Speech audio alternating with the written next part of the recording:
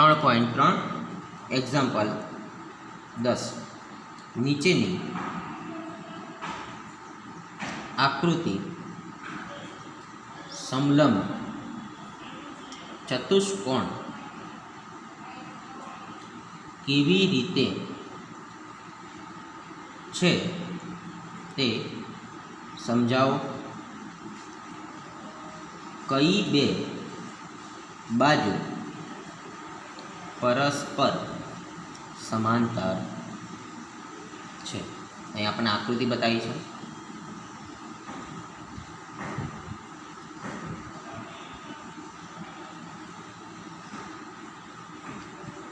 KL MN ચતુષ્કોણ બતાવ્યો છે. એમનો ખૂણો 100°, એલ ખૂણો 80°. આ આકૃતિ પરથી આપણે દર્શાવવાનું છે કે સમલંબ ચતુષ્કોણ કેવી રીતે બને છે અને કઈ બે બાજુ પરસ્પર સમાંતર છે. તો જોઈએ આપણે ચતુષ્કોણ પહેલાં તો કે ચતુષ્કોણ LMNK માં પહેલાં તો આપણે જોઈએ કે આ બે ખૂણાના માપ આપેલ છે. આ બે ખૂણા એકબીજાની પાસેના ખૂણા છે અને પાસેના ખૂણાનો સરવાળો 100 + 80 180° થાય છે. મતલબ કે બે ખૂણા એકબીજાના પૂરક ખૂણા હશે. તો દર્શાવીએ.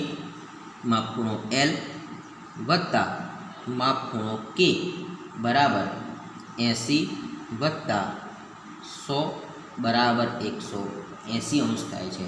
એટલે કે ખૂણો L અને ખૂણો M એ પૂરક કોણો છે. પૂરક કોણો હોય તો જ એમનો સરવાળો 180 થાય. પણ જોઈએ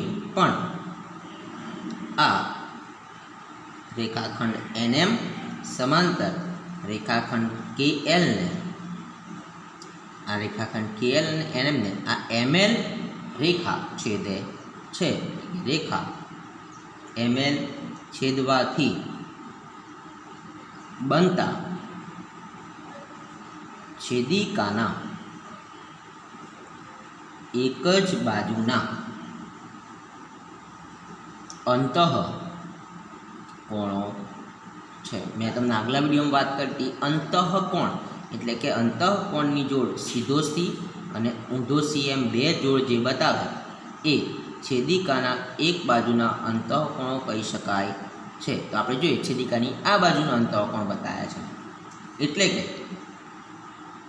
રેખાખંડ NM સમાંતર રેખાખંડ KL માટે ચતુષ્કોણ LMNK માં એક જ બાજુની જોડ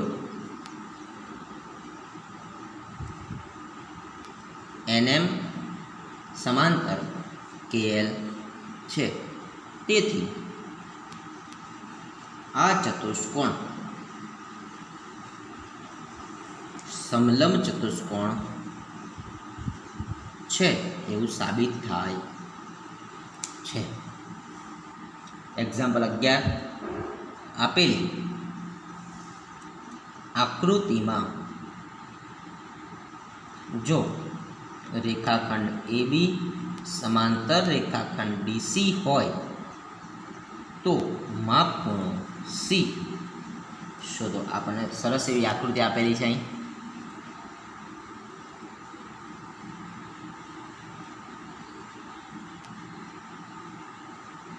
ABCD નામકરણ. AB ખૂણો 120°નો છે બતાવે છે. આ આકૃતિમાં AB સમાંતર DC તો માપ ખૂણો B આપેલો છે, C શોધવાનો છે. તો અહીં બતાવ્યું એમ લખી દઈએ કે ચતુષ્કોણ ABCDમાં AB સમાંતર DC આપેલું છે. હવે એક બાજુ સમાંતર આપેલી છે મતલબ કે આ ચતુષ્કોણ જે છે એ સમલંબ ચતુષ્કોણ હોઈ શકે છે. મને લખી દઈએ આપણે. માટે ચતુષ્કોણ ABCD એ સમલંબ ચતુષ્કોણ છે. હવે જોઈએ આપણે સમલંબ ચતુષ્કોણ છે તો બે સમાંતર રેખાઓની છેદિકા નક્કી કરી લઈએ. તો AB સમાંતર DCમાં AB સમાંતર DC ની છેદિકા જોઈએ તો રેખા BC છે. ની છેદિકા રેખા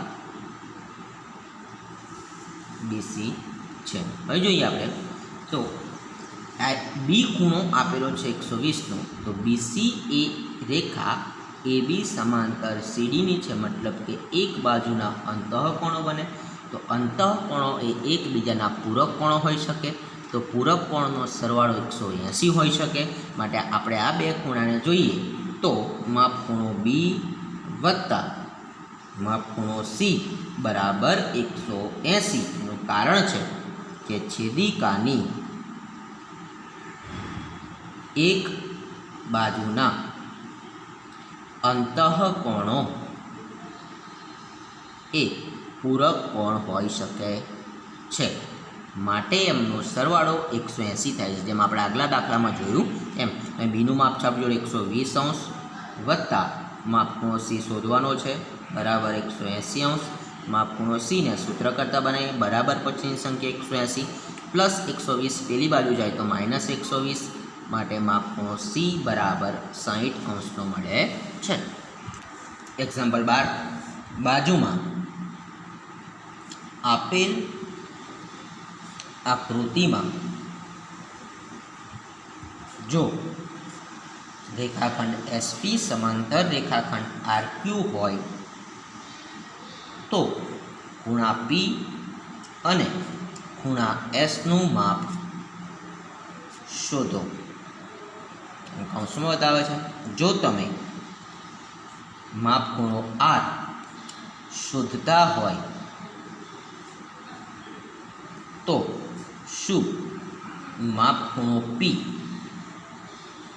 શોધવાની અન્ય પદ્ધતિઓ હશે? એ આપણે પછી જોઈશું। સૌપ્રથમ આપણે દાખલાની પહેલાં આકૃતિ જોઈ લઈએ।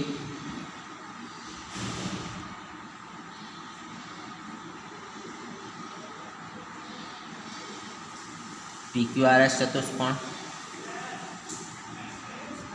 ખૂણો આર એક કાટખૂણો બતાવ્યો છે, ક્યુનું માપ છે 130°। આપણે જોઈએ પહેલાં તો કે પી અને એસનું માપ શોધવાનું છે, મતલબ કે આ અને આ બે ખૂણા આપેલા છે। તો પહેલાં તો જોઈએ આપણે કે આ ચતુષ્કોણમાં આપણને બતાવે છે, પહેલાં નક્કી કરવું પડશે કે આ ચતુષ્કોણ એ કયા પ્રકારનો ચતુષ્કોણ છે। તો ચતુષ્કોણ PQRSમાં આપણને બતાવ્યું છે એમ રેખાખંડ એસપી સમાંતર રેખાખંડ આરક્યુ છે। આના પરથી નક્કી કરીએ એસપી અને આરક્યુ એ બે સમાંતર બાજુ છે, એટલે કે એક જોડ સમાંતર છે સામસામેની, માટે આ ચતુષ્કોણ એ સમલંબ ચતુષ્કોણ કહી શકાય છે। માટે ચતુષ્કોણ PQRS એ સમલંબ ચતુષ્કોણ છે। હવે સમલંબ ચતુષ્કોણમાં જોઈએ એની છેદિકા નક્કી કરી લઈએ આપણે પહેલાં તો કે એસ રેખાખંડ એસપી સમાંતર રેખાખંડ આરક્યુની છેદિકા એસપી અને આરક્યુની છેદિકા જોઈએ તો બંને છેદે એવું રેખા પીક્યુ છે। તો એના પરથી જોઈએ તો આ રેખા પીક્યુ એસપી અને આરક્યુને છેદે તો એક બાજુનો અંતઃકોણો જોઈએ તો પી અને ક્યુ એ એક બાજુના અંતઃકોણો બને છે। માટે અંતઃકોણ એકબીજાના પૂરક કોણ હોય તો પૂરક કોણ હોય તો એમનો સરવાળો 180° થાય છે। માટે માપ ખૂણો પી વત્તા માપ ખૂણો ક્યુ બરાબર 180। એનું કારણ લખીએ કે છેદિકાની એક જ બાજુના અંતઃકોણ પૂરક કોણો હોઈ શકે છે, માટે એમનો સરવાળો 180° થાય છે। જોઈએ પીનું માપ નથી આપણી જોડે તો માપ ખૂણો પી વત્તા ક્યુનું માપ છે 130° બરાબર 180°। માપ ખૂણો પીને સૂત્ર કરતાં બનાવીએ બરાબર પછીની સંખ્યા 180°। આ પ્લસ 130 પેલી બાજુ જાય માઇનસ 130, માટે માપ ખૂણો પી બરાબર 180માંથી 130 બાદ કરતાં 50 મળે છે। તો પીનું માપ મળ્યું આપણને 50। હવે જોવાનું છે આપણે એસનું માપ। એસની વાત કરીએ આપણે તો એસના અનુરૂપ જોઈએ તો એક ખૂણો આપેલો છે આપણને આર। તો જોઈએ ખૂણો આર બરાબર 90°। કાટખૂણો છે માટે એનું માપ થશે 90°, દર્શાવી દઈએ કાટખૂણો। તો જોઈએ હવે બીજી એક જોઈએ તો આ જેમ PQ રેખા બને છે છેદિકા SP સમાંતર RQની, એમ SP રેખાખંડ SP સમાંતર રેખાખંડ RQની બીજી છેદિકા જોઈએ તો બીજી છેદિકા બને છે એની RS છેદિકા છે અથવા છેદે છે. તો એની વાત કરીએ આપણે. એના માટે ફરી એક વખત કે S અને R એ પણ છેદિકાની એક બાજુનો અંતઃકોણ બનશે, તો એ પૂરક કોણ થાય તો એમનો સરવાળો પણ 180 થાય. તો એને દર્શાવીએ માટે માપખૂણો S વત્તા માપખૂણો R બરાબર 180. એનું કારણ લખી દઈએ, છેદિકાની એક જ બાજુના અંતઃકોણો એ પણ પૂરક કોણો હોય માટે માપખૂણો એસનું માપ નથી આપણી જોડે, આરનું માપ છે 90° બરાબર 180°. માપખૂણો એસને સૂત્ર કરતાં બનાવીએ બરાબર પછી સંખ્યા 180 પ્લસ 90 પેલી બાજુ જાય -90 માટે માપખૂણો એસ બરાબર 90. તો આપણને બે માપ મળી ગયા. માપખૂણો પી બરાબર 50, માપખૂણો એસ બરાબર 90. પ્રશ્ન કયો તો આપણને કે જો તમે આર શોધતા હોય તો શું માપખૂણો પી શોધવાની અન્ય પદ્ધતિઓ હોય? તો છે, હા. કારણ કે આપણને ખબર છે એમ કે ચતુષ્કોણના બધા ખૂણાઓના માપનો સરવાળો બરાબર 360° થાય છે. બધા એટલે કંઈક ચતુષ્કોણ આપણને આપેલો છે PQRS. તો ચારે ખૂણા દર્શાવીએ. માપખૂણો P વત્તા માપખૂણો Q વત્તા માપખૂણો R વત્તા માપખૂણો S બરાબર 360. તો પીનું માપ ધારો કે આપણે નથી, કારણ કે પી અને પીનું શોધવાની અન્ય પદ્ધતિઓ બતાવવાની છે, તો પીનું માપ રવા દઈએ. પી વત્તા Q આપણી જોડે છે 130° વત્તા R છે 90 વત્તા S છે 90 બરાબર 360°. માપખૂણો પી આ ત્રણેયનો સરવાળો કરીએ અને ત્રણેયનો સરવાળો થશે 310° બરાબર 360°. માપખૂણો પીને સૂત્ર કરતાં બનાવીએ બરાબર પછી સંખ્યા 360 પ્લસ 310 પેલી બાજુ જાય -310. તો માપખૂણો પી બરાબર 50. તો આ રીતના આપણે પીની માપ પણ શોધી શકીએ, પણ ક્યારે? તો ત્રણ ખૂણાના માપ આપણી જોડે હોય તો, અને એ ચતુષ્કોણના બધા ખૂણાઓના માપનો સરવાળો 360° થાય છે. એ પદ્ધતિથી આપણે પીનું માપ શોધ્યું છે. સ્વાધ્યાય 3.4 એક્ઝામ્પલ 1. નીચેના વિધાનો સાચા છે કે ખોટા તે જણાવો. પહેલો પ્રશ્ન છે, દરેક લંબચોરસ એ ચોરસ છે. તો આપણે આ વિધાનને સાચું કહીએ કે ખોટું, એના માટે આપણે વાત કરીએ કે લંબચોરસ હોય તેને 4 ખૂણા કાટખૂણા છે. મતલબ કે ચોરસના પણ 4 ખૂણા કાટખૂણા છે, તો સાચું છે. પરંતુ લંબચોરસ છે તેની સામસામેની બાજુઓની જોડ એ સમાન હોય છે અને ચોરસમાં ચારેય બાજુઓ સમાન હોય છે. એ વિધાન મળતું આવતું નથી. માટે દરેક લંબચોરસ એ ચોરસના કહેવાય. ચોરસ એ લંબચોરસ કહી શકાય, પણ લંબચોરસ એ ચોરસ કહી શકાતો નથી. મતલબ કે આ વિધાન ખોટું વિધાન છે. દરેક સમબાજુ ચતુષ્કોણ એ સમાંતર બાજુ ચતુષ્કોણ છે. તો સમબાજુની વાત કરીએ આપણે તો સમબાજુ ચતુષ્કોણ કોને કહેવાય? ચારેય બાજુઓ સમાન હોય. જ્યારે સમાંતર બાજુમાં જોઈએ તો સમાંતરની સામસામેની બાજુઓ સમાન હોય, તો એને લગતું આમાં આવે છે, આને લગતું આમાં પૂરેપૂરું આવી ગયું. જો આપણે એવું બોલીએ કે સમાંતર બાજુ સમબાજુ છે તો વિધાન ખોટું કહેવાય, કારણ કે દરેક વસ્તુ એના જેવું લાગુ પડતું નથી. પરંતુ સમબાજુ જે છે એની ચારેય બાજુઓ સમાન, સમાંતરની સામસામેની સમાન, માટે આ વિધાન ખરું છે એવું કહી શકાય છે. ત્રીજો, દરેક ચોરસ સમબાજુ ચતુષ્કોણ છે તેમજ લંબચોરસ પણ છે. ફરી વખત ચોરસ, તો ચોરસની ચારેય બાજુઓ સમાન, તો સમબાજુની પણ ચારેય બાજુઓ સમાન. તો ચોરસ એ સમબાજુ ચતુષ્કોણ છે, તો હા. તેમજ લંબચોરસ પણ છે. મેં તમને પહેલાં જ પ્રશ્નમાં વાત કરી એમ કે ચારેય ખૂણા કાટખૂણા, ચોરસના પણ ચારેય ખૂણા કાટખૂણા છે, માટે આ વિધાન સાચું છે.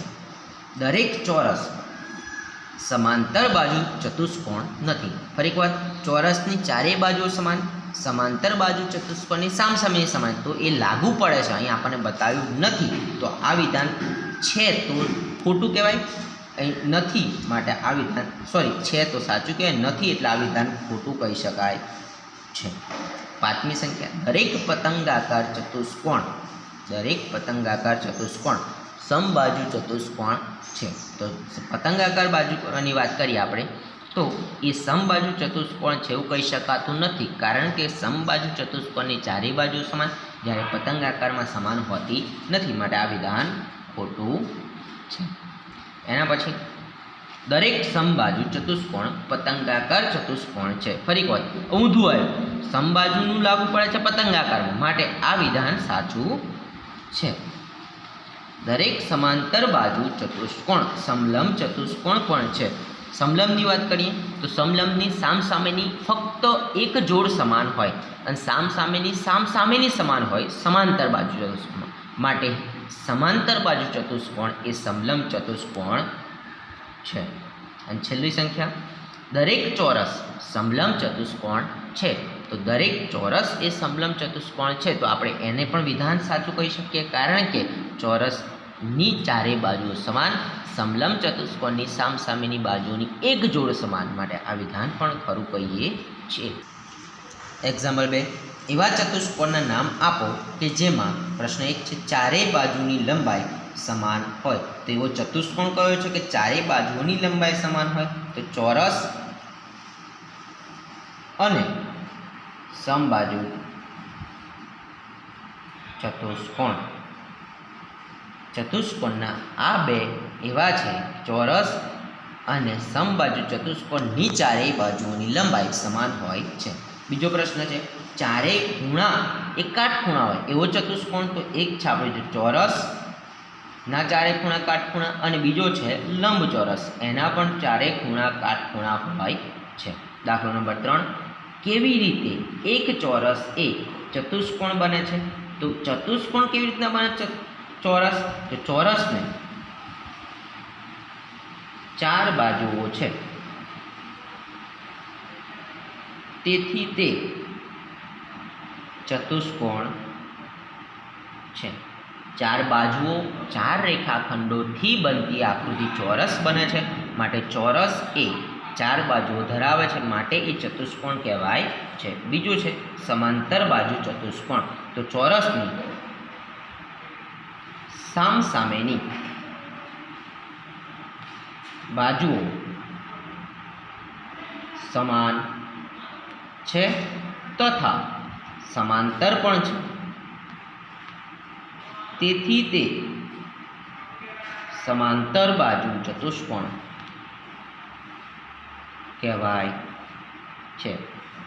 આપણે આગળ ખરા ખોટામાં પણ વાત કરી હતી કે ચોરસની સામસામેની બાજુઓ પણ સમાન, બધી બાજુઓ પણ સમાંતર બાજુ ચતુષ્કોણને અનુરૂપ જોઈએ આપણે, તો એની સામસામેની બાજુઓ સમાન પણ છે અને સમાંતર પણ છે, માટે એને આપણે સમાંતર બાજુ ચતુષ્કોણ કહીએ છીએ. ત્રીજી સંખ્યા સમબાજુ ચતુષ્કોણ. તો ચોરસની બધી બાજુઓ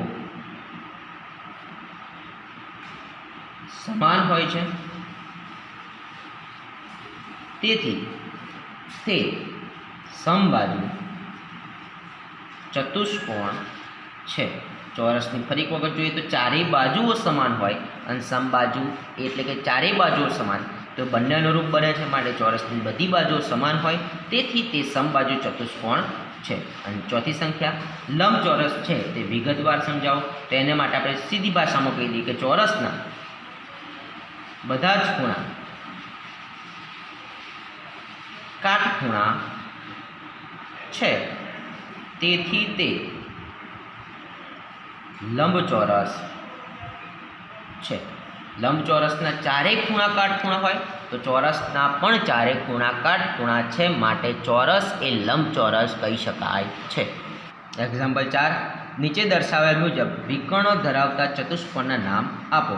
પહેલો છે કે પરસ્પર દુભાગે, જેના વિકર્ણો પરસ્પર દુભાગે એવો ચતુષ્કોણ આપણે જોઈએ તો એકબીજાને પરસ્પર છેદતા હોય એવા ચતુષ્કોણમાં જોઈએ તો એક છે સમાંતર બાજુ ચતુષ્કોણ,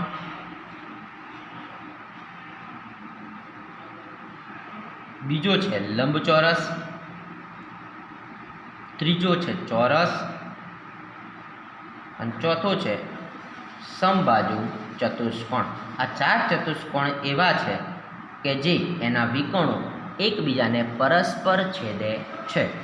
પરસ્પરના લંબ દ્વિભાજક હોય તો જોઈએ જેના વિકર્ણો પરસ્પરના લંબ દ્વિભાજક હોય એવા ચતુષ્કોણ જોઈએ આપણે તો લંબ બનાવે તો મતલબ કે કાટખૂણો બનાવે તો એવો છે ચોરસ અને બીજો સમબાજુ ચતુષ્કોણ આપણે આગળ આ બધાની થિયરીમાં વાત કરેલી છે.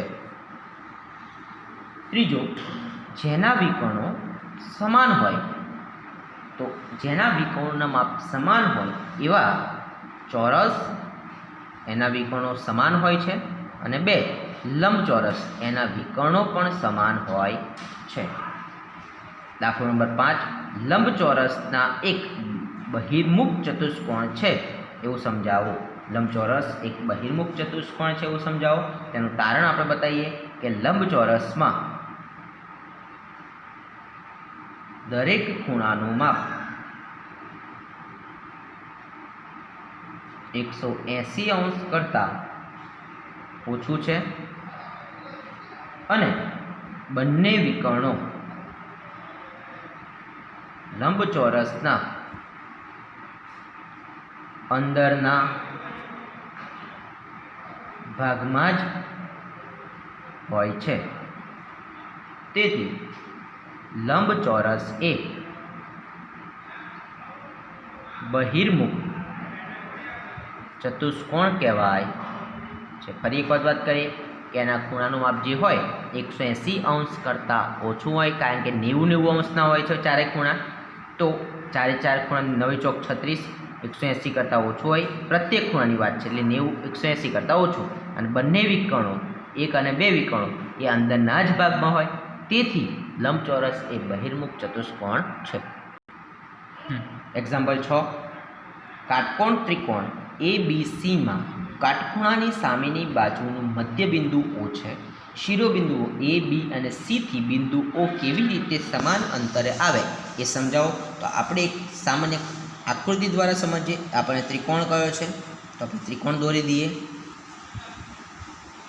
ત્રિકોણ AB અને C પછી એવું કહે છે એનું મધ્યબિંદુ O છે તો અહીં મધ્યબિંદુ લઈ લઈએ O.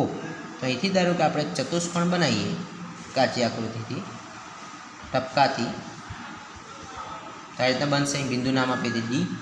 તો અહીં વિકર્ણ એક બતાવે છે બીજો દોરી દઈએ આપણે આ રીતના.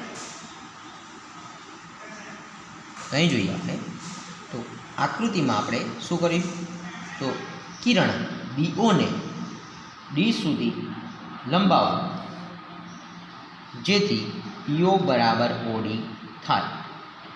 BO અને OD એટલે કે આ બંને વિકર્ણો અડધો અડધો ભાગ અડધું વત્તા અડધું બરાબર આખું થાય.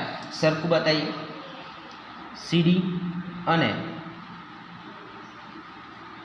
CD AD ને ભેગા કર્યા આપણે એટલે ચતુષ્કોણ બન્યો આપણો ABCD. એમાં જોઈએ આપણે ABCDમાં આપણને આપેલું છે AO બરાબર OC આપણને આપેલું છે. AO બરાબર OC આ બે ભાગ સરખા છે અને આપણે શોધ્યું BO બરાબર OD. આપણે રચના કરી ચતુષ્કોણમાં આ જે વિકર્ણો છે BD અને AC BC અને BD અને AC વિકર્ણો પરસ્પર છેદે છે માટે ચતુષ્કોણ ABCD સમાંતર બાજુ ચતુષ્કોણ છે. અને જોઈએ આપણે BA કાટખૂણો છે માટે ચતુષ્કોણ ABCD એ લંબચોરસ છે એવું કહી શકાય છે. હવે જોઈએ આપણે કે લંબચોરસ હોય તેને વિકર્ણોના માપ સરખા હોય છે અને પરસ્પર દુભાગે છે. લંબચોરસના વિકર્ણોના માપ સરખા હોય છે અને તેઓ પરસ્પર દુભાગે એટલે કે છેદે છે માટે બે વિકર્ણો સરખા AC બરાબર BD તથા એઓ બરાબર ઓસી બરાબર બીઓ બરાબર ઓડિયા ચારેય બાજુઓની અડધા અડધા કરીએ તો સરખા છે, માટે ઓ એ બી અને સીથી સરખા અંતરે છે એવું આપણે સાબિત કરી શકીએ છીએ. તો ફરી એક વાર જોઈ લઈએ. આ ઓ છે એ બિંદુથી, બી બિંદુથી અને સી બિંદુથી આપણે બીઓ અને ઓડીની મદદથી, એઓ અને ઓસીની મદદથી, લંબચોરસ પરથી, સમાંતર બાજુ ચતુષ્કોણ પરથી કહી શકીએ કે ઓ એ બી અને સી થી સરખા અંતરે છે. ચેપ્ટર આપણું અહીં પૂર્ણ થાય છે.